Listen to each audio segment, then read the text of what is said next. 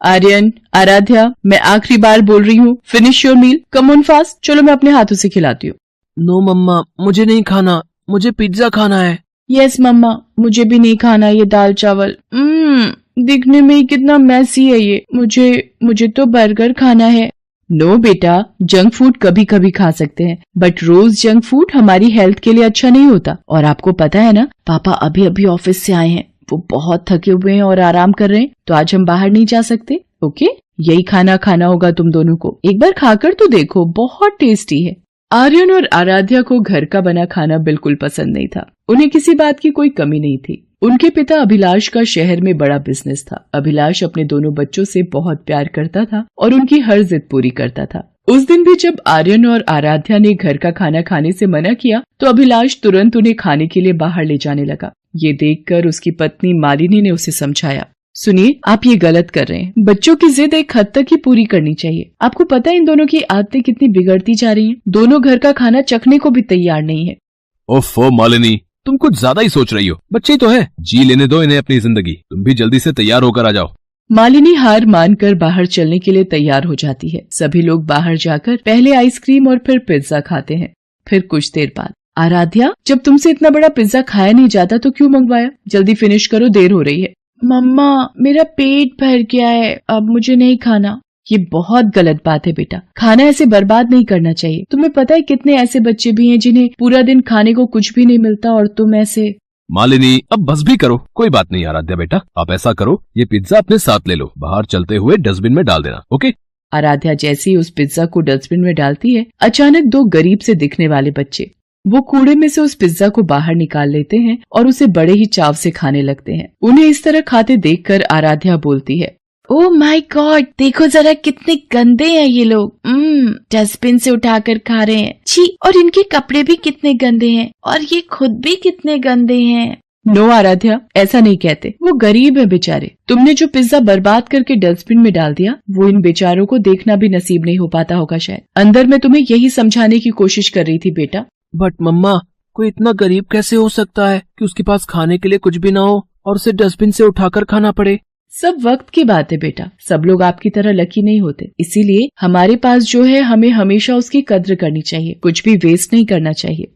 सभी लोग गाड़ी में बैठकर घर के लिए चल पड़ते हैं। वो सभी कुछ दूर तक ही पहुँचे थे कि अचानक उनकी गाड़ी का टायर पंचर हो जाता है। वो सभी सुनसान हाईवे पर थे और रात काफी हो चुकी थी। अभिलाष गाड़ी का टायर बदल ही रहा था कि अचानक दो गुंडों ने उन पर हमला कर दिया। दरअसल इन गुंडों ने ही रास्ते में कीलें बिछा दी थी, जिनकी वजह से अभिलाष की गाड़ी का टायर पंचर हुआ। वो चाकू दिखाकर अभिलाष और मालिनी से उनका सारा कीमती सामान मांगने लगे। आर्यन और आराध्या डर के मारे रोने लगे। ये देखकर दोनों गुंडे घबरा गए। वो बच्चों पर हमला करने ही वाले थे कि अचानक उन्हीं पर किसी ने हमला कर दिया। कोई उन पर पीछे से लगातार पत्थर फेंक रहा था। गुंडे कुछ समझ नहीं पाए और डर कर वहाँ से भाग खड़े हुए। मालिनी ने देखा कि गुंडों को भगाने वाले और कोई नहीं बल्कि वही दो बच्चे थे जो पिज्जा शॉप के बाहर दिखे थे। उन दोनों का नाम राजू और पिंकी था। मालिनी ने उन दोनों से कहा, शुक्रिया बच्चों, तुम लोग अगर सही वक्त पर नहीं आते तो पता नहीं क्या हो जाता। अरे आंटी, आप डरिए मत, अब वो दोनों वापस आने की हिम्मत नहीं करेंगे। और वैसे भी आज आप लोगों की वजह से ही हमें पहली बार पिज्जा खाने को मिला है। शुक्रिया तो हमें कहना चाहिए आपसे। मालिनी मुस्कुराकर उनके सिर पर हाथ फेरती है। अभिलाष गाड़ी का टायर बदलने की कोशिश करता है, लेकिन तभी उसे पता चलता है कि गाड़ी का एक नहीं बल्कि आगे के दोनों टायर पंचर थे। रात काफी हो चुकी थी। अभिलाष और उसका पूरा परिवार हाईवे पर फंस गए थे। उनका घर भी वहाँ से काफी दूर था। उसके फोन में भी नेटवर्क नहीं आ रहा था। उन्हें परेशान देखकर पिंकी ने उनसे कहा, साहब, रात बहुत हो गई है, इस वक्त यहाँ रहना ठीक नहीं है। यहाँ कई लुटेरे रात को ताक लगाकर बैठे रहते हैं। हमारा घर पास में ही है, आप लोग वहाँ चल सकते हैं। क्या तुम्हारे घर? नहीं नहीं, ठीक है हम।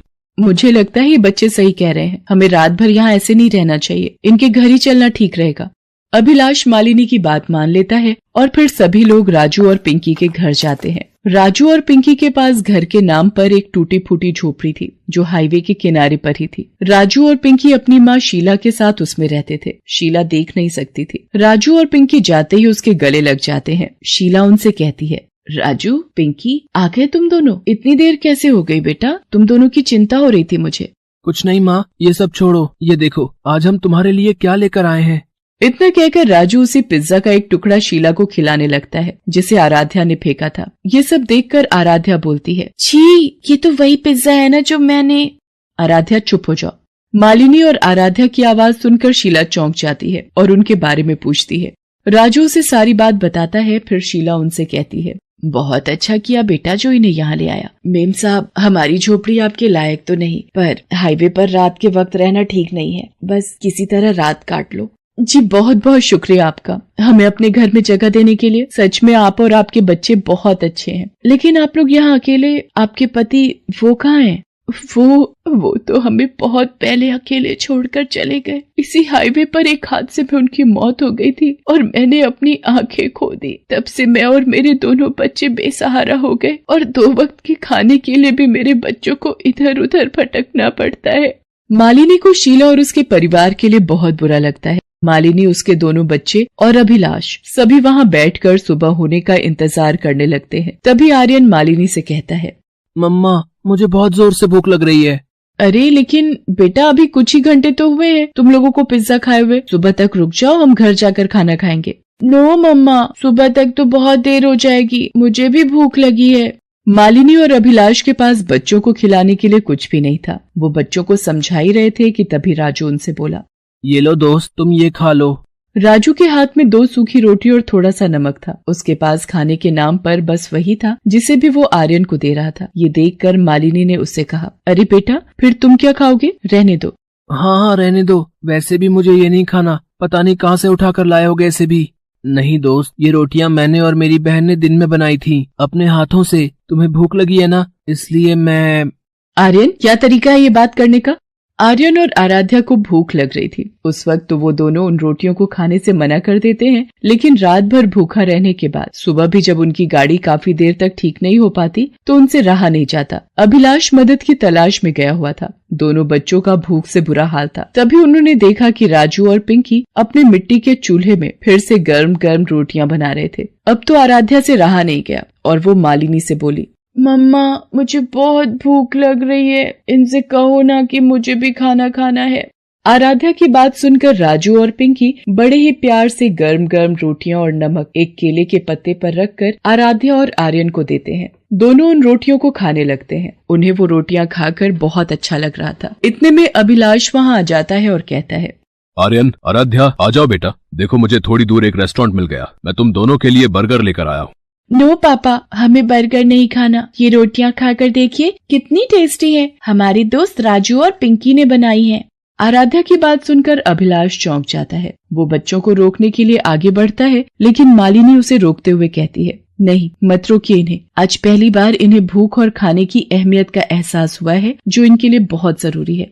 इतना कहकर मालिनी अभिलाष के लाए हुए बर्गर राजू और पिंकी को दे देती है। अभिलाष अपने साथ एक मैकेनिक भी लेकर आया था, जो कुछ ही देर में उनकी गाड़ी ठीक कर देता है। वहाँ से जाने से पहले मालिनी शीला के सामने हाथ जोड़कर कहती है, मैं आपका जितना शुक्रिया अदा करूं वो कम ही है।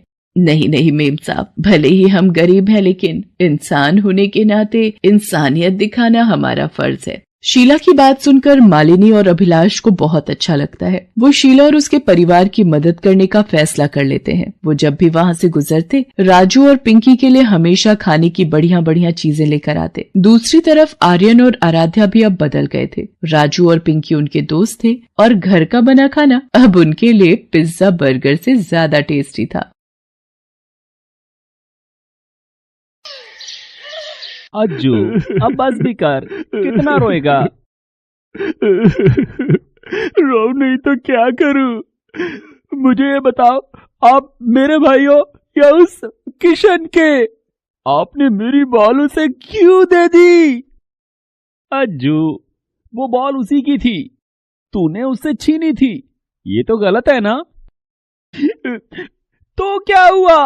मैंने छीनी थी तो वो मेरी हो गई ना। और वैसे भी वो किशन बॉल से कैसे खेलते हैं उसे तो ये भी नहीं पता। नहीं अज्जू, हमेशा याद रखना, कोई भी चीज किसी से छीन लेने से वो तुम्हारी नहीं हो जाती। तू परेशान क्यों होता है? मैं तेरी और किशन की दोस्ती करवा दूंगा। नहीं, रहने दो भैया, अब तो मुझे मेरी नई बॉल चाहिए। इतना कहकर अजय वहाँ से चला जाता है। विजय बड़ा भाई था और अजय को अच्छी और सही बातें सिखाता था। लेकिन अजय को तो हमेशा अपने मन की ही करनी थी। पिता के देहांत के बाद अचानक ही विजय पर घर चलाने की जिम्मेदारी आ गई, जिस वजह से उसे अपनी पढ़ाई बीच में ही छोड़नी पड़ी। वो गांव के ही एक सेठ के यहाँ काम करने लगा। उसने अजय की पढ़ाई रुकने नहीं दी। दोनों की मां शांति भी लोगों के घरों में काम करने लगी। बड़ी मुश्किल से घर का गुजारा चल रहा था, लेकिन इस सब से अजय को कोई मतलब नहीं था। उसे तो अपनी जिंदगी अपनी तरह से ही जीनी थी। माँ खाओ। क्या हो गया? क्यों आसमान सिर पर उठा रखा है तूने? माँ मुझे आज के आज नई बॉल चाहिए। अरे लेकिन पिछले हफ्ते ही तो तुझे नई बॉल दिलवाई थी विजय ने, वो कहाँ गई? अब वो खो गई। अब मुझे नई बॉल चाहिए, और वो भी अच्छी वाली। तभी विजय भी घर आ जाता है। उसके हाथ में एक नई बॉल थी। वो उसे अजय को देता है। अजय उस बॉल को लेकर विजय से बिना कुछ कहे वहां से चला जाता है। उसके जाने के बाद शांति विजय से कहती है, विजय बेटा, इसका दिमाग इतना खराब मत कर। तू सारा दिन मेहनत करता है और ये। कोई बात नहीं माँ, अभी छोटा है, समझ जाएगा। ऐसे ही वक्त गुजरता गया। विजय ने कड़ी मेहनत से अब खुद का एक ढाबा खोल लिया था।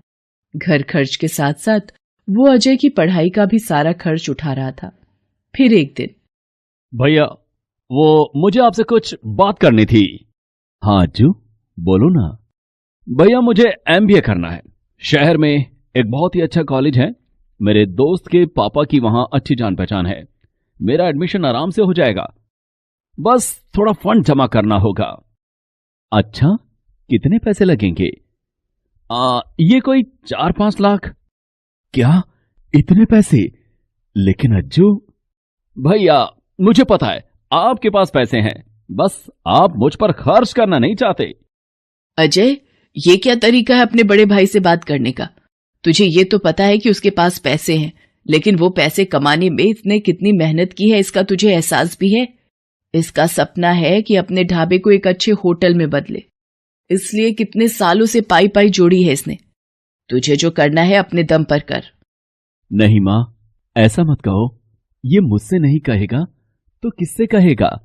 कोई बात नहीं अज्जू, तू जाकर सारी बात कर ले। पैसों की चिंता मत कर। एक बार तेरी अच्छी नौकरी लग जाए फिर तो सारे सपने पूरे हो ही जाने हैं। शांति के मना करने के बावजूद विजय अपने जोड़े हुए सारे पैसे अजय के एडमिशन के लिए खर्च कर देता है और आगे भी अजय के सारे खर्च उठाता है। अजय को MBA के बाद कॉलेज प्लेसमेंट से एक बड़ी कंपनी में अच्छी नौकरी मिल जाती है। ये सुनकर विजय बहुत खुश था। उसे उम्मीद थी कि अब घर के खर्च में अजय भी उसका हाथ बटाएगा। अज्जू तू घर कब आ रहा है? सुन, मैंने तुझसे कहा था कि शहर में कोई अच्छा डॉक्टर देख के बताना। माँ की हालत बिगड़ रही है। ओफो भैया, अब मैं जॉब करूं या ये सब करूं, मेरे पास सांस लेने तक की फुर्सत नहीं है। आप वहीं पर देख लो ना, और मैं फिलहाल घर नहीं आ पाऊंगा, बहुत बिजी हूं मैं। ये कहकर अजय फोन काट देता है। साथ ही वो उम्मीद भी तोड़ देता है जो विजय उससे लगाकर बैठा था। ऐसे ही वक्त बीतता गया। अजय ने कभी विजय और अपनी माँ की मदद करने के बारे में नहीं सोचा। उसने शहर में अपने बॉस की बेटी से शादी कर ली और शादी में मिले फ्लैट में आराम से रहने लगा। विजय का भी अब अपना परिवार था। पत्नी विभा और 2 बच्चों के साथ वो अपनी माँ शांति की भी जिम्मेदारी उठा रहा था। फिर एक दिन, विजय बेटा, अब लगता है ज्यादा दिन नहीं है मेरे पास। अज्जू को बुला ला बेटा। जाते जाते एक बार उसका चेहरा देखना चाहती। विजय अजय को फोन लगाता है, लेकिन अजय एक बार भी उसका फोन नहीं उठाता। हार मानकर विजय खुद उसे लेने उसके घर पहुंच जाता है। अरे भैया, आपको यहां आने की क्या जरूरत पड़ गई? जरूरत थी तभी तो आया हूं। माँ की हालत ठीक नहीं है, वो तुझसे मिलना चाहती है। तू और निधि जल्दी चलो मेरे साथ। इतने में अजय की पत्नी निधि कमरे से बाहर आती है और कहती है, अजय मैं तो नहीं चल पाऊंगी, तुम्हें तो पता ही है ना, मुझसे बिना AC के रहा नहीं जाता। और वैसे भी नेक्स्ट वीक कंपनी का इवेंट भी तो है। इतने इंपॉर्टेंट टाइम में तुम कैसे जा सकते हो? हाँ भैया, निधि बिल्कुल ठीक कह रही है, मैं नहीं आ पाऊंगा। अज्जू, तेरा दिमाग तो ठीक है। तू इतना बड़ा आदमी हो गया कि तेरे लिए ये सब मां से भी जरूरी हो गया है। बस भैया, मां का बहाना बनाकर आप मुझे मत सुनाओ। और ये अज्जू क्या है? मेरा नाम अजय है। मेरी यहां क्या रेपुटेशन है आपको क्या पता? यहां आपका वो सस्ता ढाबा नहीं है, मल्टीनेशनल कंपनी है जिसे मैं संभालता हूं। मैं अपने काम को सीरियसली लेता हूं, इसलिए आज मैं कहां हूं और आप कहां, खुद ही देख लीजिए।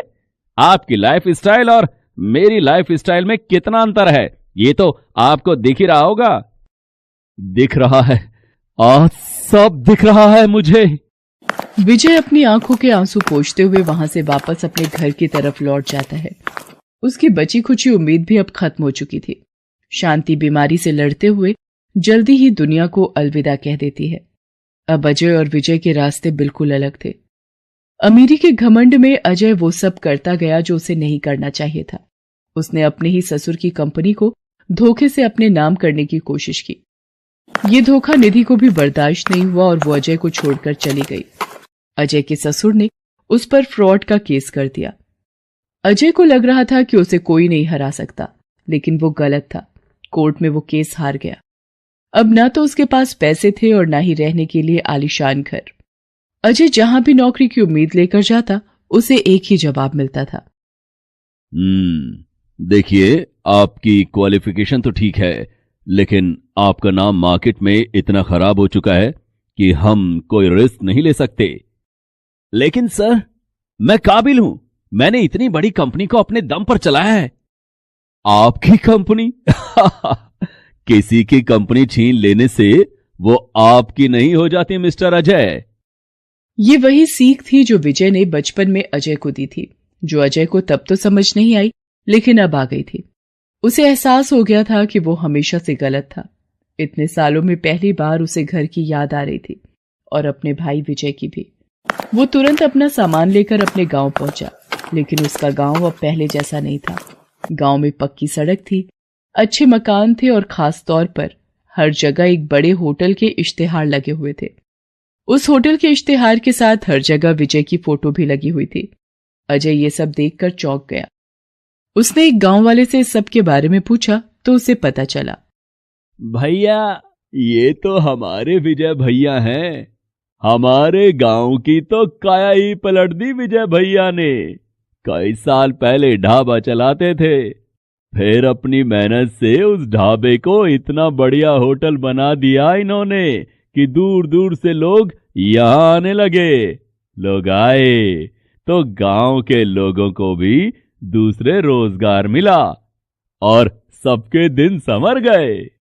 ये सब जानकर अजय और भी शर्मिंदा हो गया। वो तुरंत अपने घर पहुंचा, लेकिन वहां पहुंचकर भी वो हैरान रह गया। उसका घर अब पहले जैसा नहीं था। वो तो एक आलीशान हवेली थी। नौकर चाकर घूम रहे थे और तभी उसने सामने से विजय को आते हुए देखा। स्वागत है मिस्टर अजय, कहिए क्या सेवा कर सकता हूं आपकी? भैया, मुझे माफ कर दीजिए भैया। मुझे समझ आ गया है कि मैं कितना गलत था।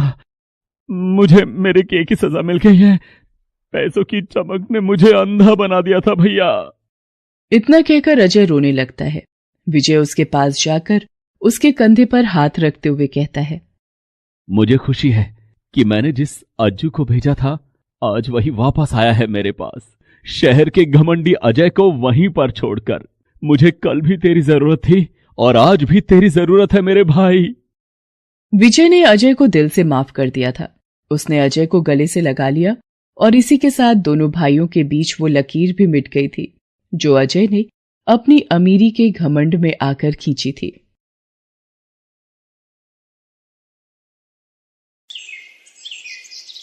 संदीप अपने माता पिता के साथ मोहन नगर में रहता था।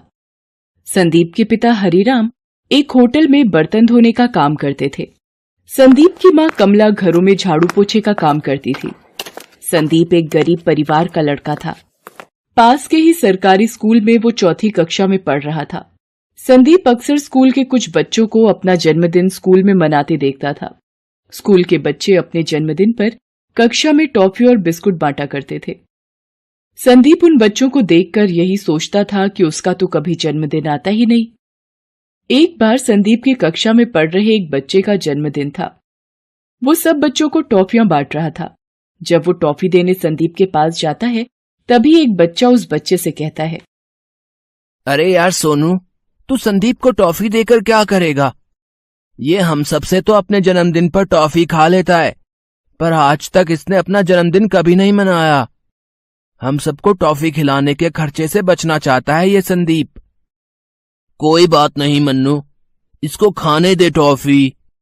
संदीप को अपना जन्मदिन ही नहीं पता कि इसका जन्मदिन कब आता है, इसलिए हमारे जन्मदिन पर टॉफी बिस्कुट के मजे उड़ाता है।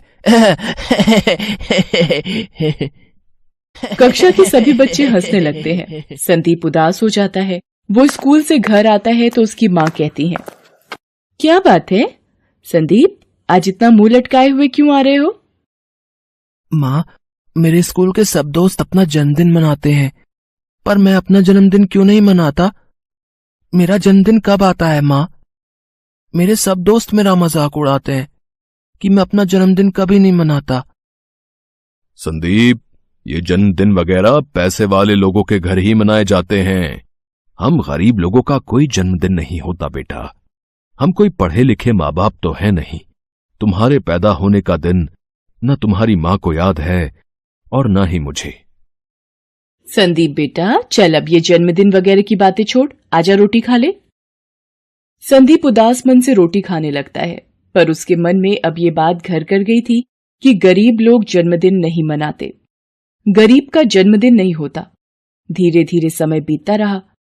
संदीप अब बड़ा हो चुका था। संदीप की मां ने उम्र के साथ अब घरों में काम करना छोड़ दिया था। संदीप के पिता भी अब होटल का काम छोड़कर घर के पास में ही सब्जी का ठेला लगाने लगे थे। एक दिन हरिराम सब्जी का ठेला लगा रहा होता है।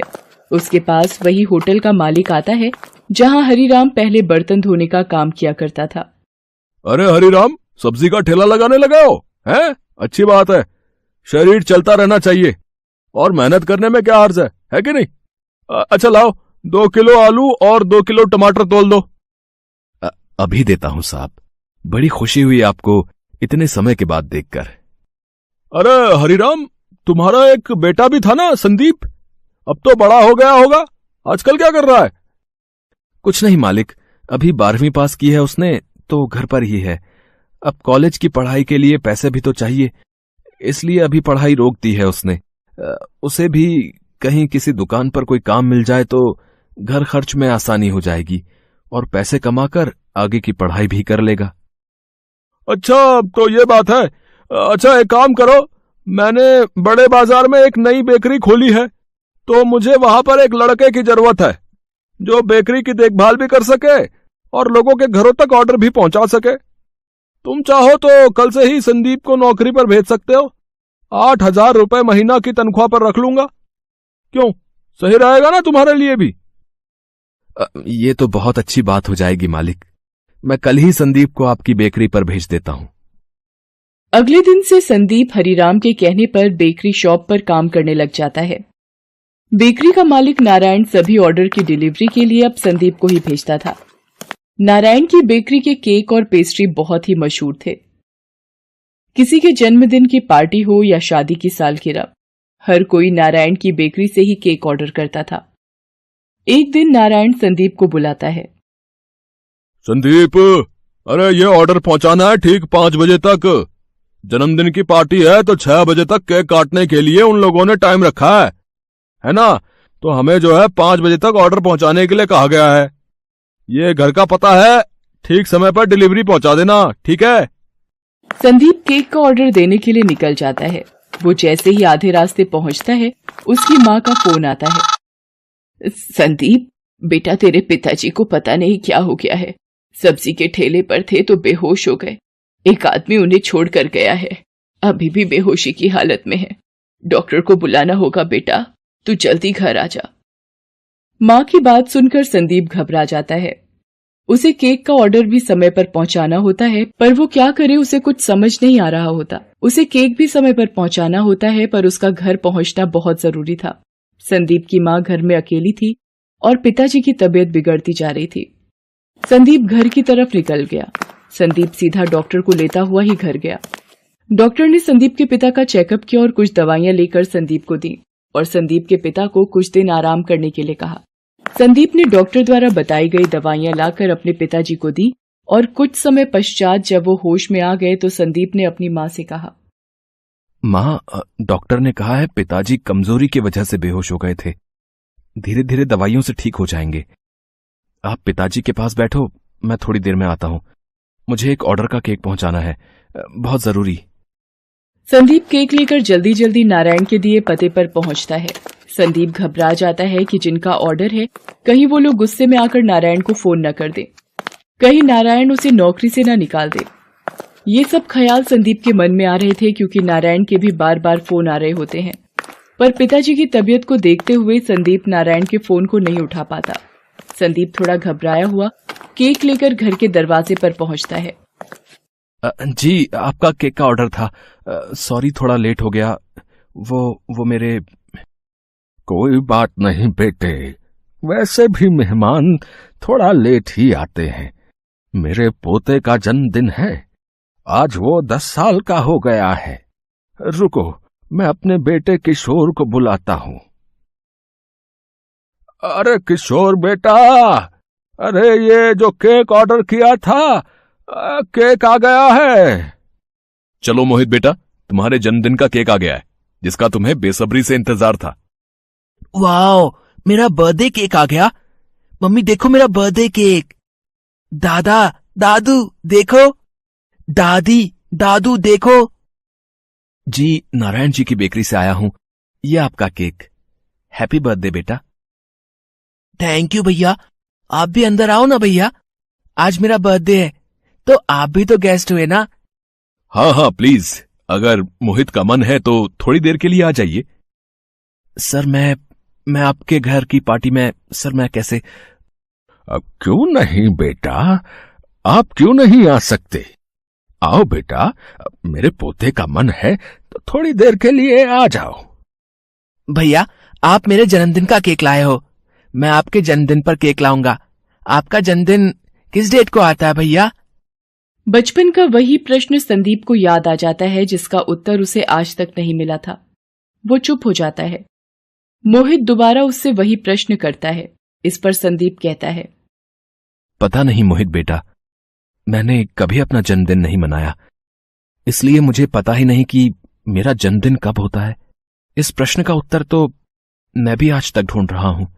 जब भी मैंने अपने माता पिता से यह पूछा कि मेरा जन्मदिन कब होता है, मेरे माता पिता ने हमेशा यही कहा कि गरीबों का जन्मदिन नहीं होता, गरीब जन्मदिन नहीं मनाते। कोई बात नहीं भैया, मैं आपका जन्मदिन मनाऊंगा। पापा, दादू, हम कल भैया का जन्मदिन मनाएंगे। हम भैया के घर चलेंगे ना पापा? हाँ हाँ मोहित बेटा, हम कल इन भैया के घर जरूर चलेंगे। अगले दिन पिता की तबीयत की वजह से संदीप छुट्टी पर होता है। मोहित अपने पिता और दादू को लेकर नारायण की बेकरी पर जाता है। नारायण को लगता है कि कल केक लेट हो गया था, शायद इसी वजह से वो संदीप की शिकायत लेकर आए हैं। नारायण उन्हें बताता है कि संदीप के पिताजी की तबीयत खराब है, कल इसी वजह से उसे आपके घर आने में देर हो गई थी। जब वो उनके घर केक देने जा रहा था तो रास्ते में ही उसकी माँ का फोन आ गया था कि उसके पिताजी की तबीयत अचानक खराब हो गई है, इसी वजह से उसे केक देने में देरी हो गई। मोहित के पिता और दादू नारायण को बताते हैं कि पार्टी शुरू होने से पहले ही संदीप केक ले आया था। संदीप ने अपनी जिम्मेदारी पूरी तरह निभाई है। वो नारायण से संदीप के घर का पता पूछते हैं और एक बढ़िया सा केक भी खरीदते हैं। वो संदीप के घर पहुंचते हैं। संदीप मोहित और उसके पापा व दादू को देखकर हैरान रह जाता है। वो अपने माता पिता से उन्हें मिलवाता है। संदीप भैया, हैप्पी बर्थडे। ये लो आपका बर्थडे केक। कल आप मेरे बर्थडे पर आए थे, आज मैं आपके बर्थडे पर आया हूँ। आओ संदीप भैया, केक काटते हैं। आओ बेटा संदीप, अपना जन्मदिन मनाओ और ये केक काटो, मोहित को बहुत खुशी होगी। और बेटा, आज के बाद कभी भी ये मत कहना कि आप गरीब हो बेटा, ठीक है? मन से अमीर होना चाहिए, दिल का अच्छा होना चाहिए, मनुष्य का मन साफ होना चाहिए, तो वो अपने ही आप अमीर हो जाता है। सब मिलकर संदीप का जन्मदिन मनाते हैं। संदीप और उसके माता पिता बहुत खुश होते हैं। संदीप की आंखें खुशी के आंसुओं से भर जाती हैं। थोड़ी सी खुशी भी किसी इंसान के जीवन को ढेर सारी खुशियों से भर देती है। इंसान छोटा या बड़ा नहीं होता, उसके कर्म उसे बड़ा बनाते हैं और ईश्वर की धरती पर नेक इंसान भी हैं। ये साबित करके एक अमीर गरीब का जन्मदिन खुशियों से भर